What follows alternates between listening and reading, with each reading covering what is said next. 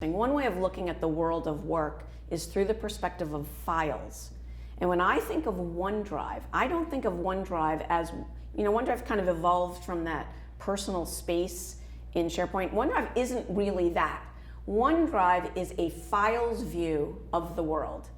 Everyone has a personal library that is visible from your OneDrive, and that's what we used to think of OneDrive as just being that. But it's a lot more. Have you looked at OneDrive lately? OneDrive also shows you a files view of every team in which you participate. Whether that team is a SharePoint team site that doesn't have a team, capital T team, that sits on top of it, or whether it does. It's a file view of the shared libraries that belong to your teams and the personal library that belongs to you as an individual. So I think what's happening is that the applications are providing different perspectives to look at your world of work and giving you opportunities to view your world from different ways, depending on what you're trying to accomplish. We all wear different hats. And when we come to explore what we need to do, sometimes we're wearing hat A and sometimes we're wearing hat B, and what we're trying to do is enable you, depending on what you're trying to accomplish,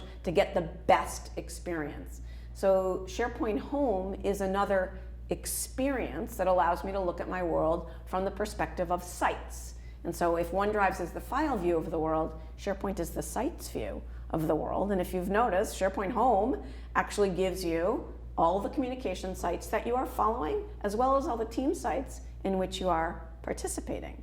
And so OneDrive is a files view, SharePoint is a sites view, Teams is kind of this hub where you can look at your world from whatever lens or hat that you're wearing from a team collaboration perspective.